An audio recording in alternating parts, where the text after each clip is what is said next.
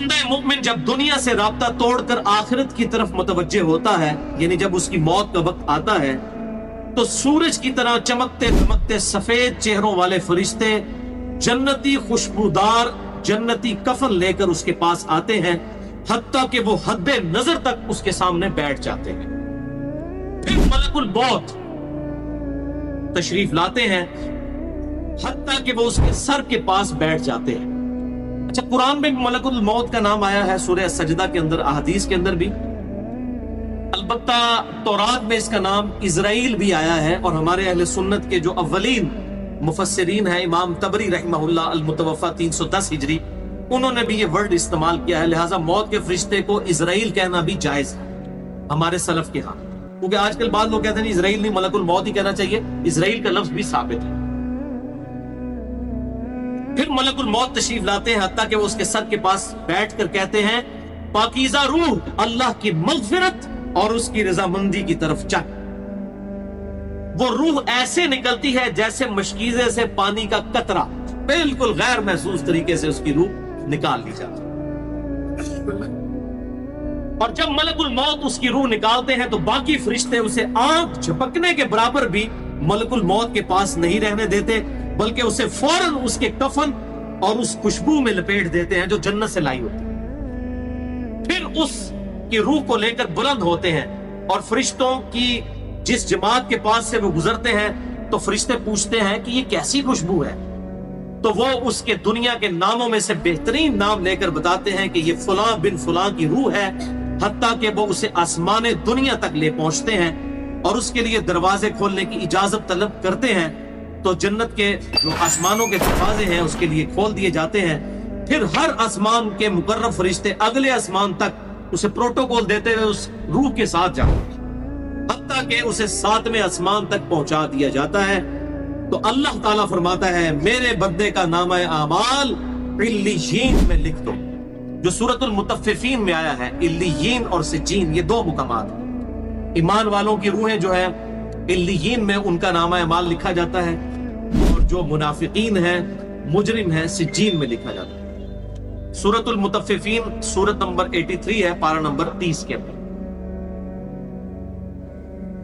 और उसे वापस दुनिया की तरफ ले जाओ, क्योंकि मैंने इन्हें इसी दुनिया से पैदा किया और इसी में इन्हें लौटाऊंगा, और फिर दोबारा उसी से निकालूंगा। फिर उसकी रूह उसके जिस्म की तरफ लौटा दी जाती है, लेकिन ये लौटना दुनिया का सा लौटना नहीं होगा। यानी वो लौटने के बाद ये नहीं है कि मुर्दा कब्र में को बैठ जाएगा, हमें नजर आएगा। ये सब कुछ बरज़की मामलात होंगे जो मैंने पिछली दफा डिस्कस किए थे सूरह फातिर की आयत नंबर 42 के तहत, कि नींद की हालत में भी इंसान की रूह कब्ज होती है, लेकिन उसको चुटकी काटे तो वो जाग उठता है। रूह का ताल्लुक भी रहता है उस हालत में, बिल्कुल इस तरीके से। ये एक डिफरेंट लाइफ है, बरज़की लाइफ। फिर दो फरिश्ते उसके पास आते हैं, यानी उसकी कब्र में, उसे बिठाकर पूछते हैं। अब ये वो 4 सवाल यहां पर आ रहे हैं इस डिटेल हदीस में। पहला सवाल करते हैं, तेरा रब कौन है? मन रब्बुक? वो कहता है रब्बी अल्लाह, मेरा रब अल्लाह है।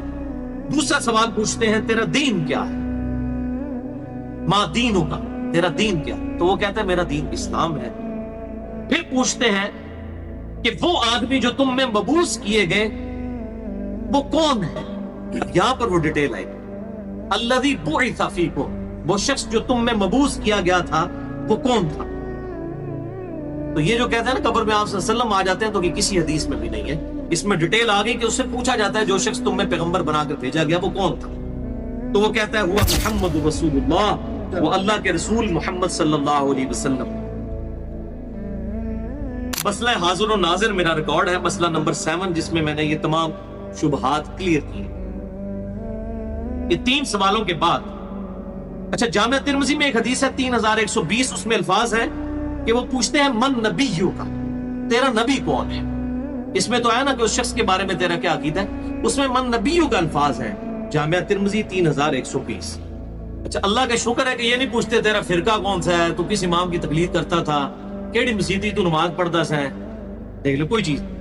तेरा रब कौन है, तेरा दीन और नबी सल्लल्लाहु अलैहि वसल्लम। तो दुनिया में भी हम यही कहते हैं, अल्लाह, रसूल, कुरान, यही बात। तो कब्र के अंदर जाकर भी यही सवाल। अब वो जब 3 सवालों के जवाब देता है तो फरिश्ते 4था सवाल उससे पूछते हैं, जो मैंने कब्र का 4था सवाल, मसला नंबर 78। تمہیں کیسے پتا چلا؟ ان 3 سوالوں کے جواب تمہیں کیسے آئے؟ وہ کہتا ہے میں نے اللہ کی کتاب پڑھی تھی، میں اس کتاب پر ایمان لایا اور میں نے اس کے حق ہونے کی تصدیق کی۔ اللہ کی کتاب پڑھی ہوگی تو تصدیق کرے گا نا، اگر سنا کے سنی ہوگا تو کیا تصدیق کرے گا؟ ہاں پڑھا کے سنی ہوگا تو تصدیق کر دے۔ پھر آسمان سے آواز آتی ہے میرے بندے نے سچ کہا، اس کے لیے جنتی بچھونا بچھا دو، اسے جنتی لباس پہنا دو اور اس کے لیے جنت کی طرف دروازہ کھول دو۔ قبر کے اندر ہی جنت کی طرف دروازہ کھول دو۔ یعنی آپ سمجھ لیں جس طرح یہ اب ٹچ سکرین موبائل رکھ کے اور جناب لیپ ٹاپ رکھ کے سامنے لوگ بیٹھے ہوتے ہیں نا، تو ایک دوسری دنیا میں چلے جاتے ہیں، تو جنت کا فزیکلی دروازہ کھول دیا جائے گا، اس کو جنت کی ہوائیں بھی، خوشبو بھی آئے گی اور انتظار وہ کرے گا۔ وہاں اسے ہوا کے جھونکے اور خوشبو بھی آتی ہوگی اور حد نظر تک اس کی قبر کو کشادہ کر دیا جائے گا۔ خوبصورت چہرے، خوبصورت لباس اور بہترین خوشبو والا ایک شخص اس کے پاس قبر میں آئے گا اور کہے گا اس چیز سے خوش ہو جا جو چیز تجھے خوش کر دے، یہ وہ دن ہے جس کا تجھ سے وعدہ کیا جاتا تھا۔ وہ شخص پوچھے گا کہ اے شخص تو کون ہے؟ تیرا چہرہ بھلائی لانے والا چہرہ ہے۔ وہ جواب دے گا میں تیرا عمل صالح ہوں، یعنی نیک عمال ایک خوبصورت انسان کی شکل میں اس کی قبر میں آ جائے گا۔